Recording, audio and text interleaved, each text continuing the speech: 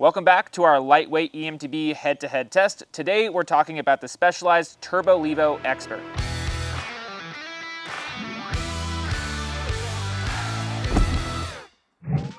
First things first, we want to give a huge shout out to Fanatikham Bike Co., which is a local bike shop here in Bellingham, Washington, who graciously lended us this bike for review, as well as to another local shop, Tim's Bike Shop, who helped us out when we ran into some drivetrain issues.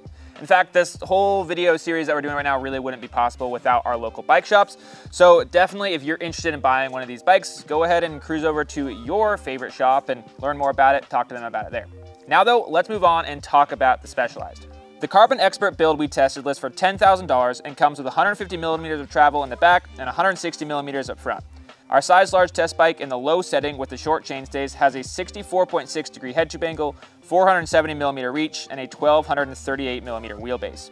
Lastly, the Turbo Levo SL was the lightest bike on test, weighing just 40 pounds, 11 ounces, or 18.4 kilograms. How'd you guys get along with the geometry on this bike? It's by far the shortest bike. It's got that short reach, really impressively short if you like short chainstays, 432 millimeter chainstays. How'd it feel?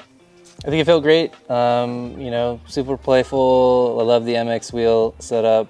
It felt very light when you're riding it. You know, I've ridden the Stumpjumper Evo before. It felt a lot like a Stumpjumper Evo, which is really positive. I think Specialized recommends me to ride a S5. This was an S4. I'm 6'1", but I thought the S4 was perfect. That short reach was okay? The numbers were small, but it didn't feel small to me. Yeah. For sure, having spent some time on an S5 Stumpjumper Evo, which is what Specialized recommends for me as well, I was real happy with the S4. It felt, you know, playfully small, but not too small. Yeah, which I think is maybe a good fit for that bike, again, with the lighter weight, the short rear end, like leaning into that more with a little bit smaller front triangle. And yeah, totally agree. It felt like a real light bike. It's real poppy. Also real confident descender. Again, real similar to the Stumpjumper Evo, I'd say. Yeah, I think for me, like, I didn't spend a ton of time on this bike, but of the bikes we rode, it felt the most like kind of eager to get off the ground and go around a little bit. There was this one little kind of hip to the left, and the first time I came down on the Specialized and I jumped it and it was fun. It felt great. The next time I came down the transition and it just like soaked the whole thing up. And I think that kind of speaks to, you know, the person who would probably like this bike is trying to pop off of everything, even if it means they're going a little slower or taking weirder lines versus being able to just plow straight through things. Yeah, I think more playful is probably a good description for the Specialized like you're describing. Yeah.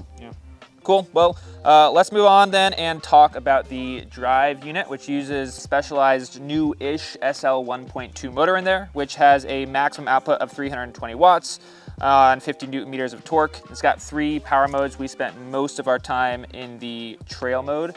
This is the smallest battery on test. How did that perform for you guys? What did you think about that? Yeah, I think that was my, I would say, concern with buying this bike. The smaller battery is smaller than what I would want for most of my rides. So I think I would always be carrying the range extender. The bummer about the range extender is that it then takes up where your water bottle would normally be. So that's not a great fit for me. I think designing the bike, they're designing it to hyper optimize for, you know, one lap going downhill. Yeah. So, right. I mean, it was the lightest bike we weighed, you know, lightest bike in test, and you know, it felt like it. But I always felt like I need more battery. Yeah, I think for me, I'm often doing the longer rides on the weekends, and during the week, I'm just kind of sneaking in a quick lunch lap. And when I'm riding, you know, even one of these other SL bikes, I'm not even going through half the battery. So for me, the small internal battery is kind of attractive, actually. Yeah. I thought the motor felt great, though. I thought, you know, it was maybe a little bit louder than the Fazua system. And the integration of the head unit into the top tube is super clean. The remote on the handlebar, also super clean. You know, their actual buttons, didn't have any of the gripes I had maybe with the Fazua system there. It's a good looking bike. Yeah, absolutely. And speaking of range, we talked about it earlier, but on the Specialized, it did have the shortest range. We got 9.3 miles or 15 kilometers and 3,300 feet or 1,000 meters of climbing. So if that fits your normal ride, great. You know, again, a big thing too that we'll be talking about with all these bikes is all the rider assist levels can be completely changed in the app. So you could, you know, lower the rider assist and get more range out of it. But in the default middle trail settings, that's where we ended up.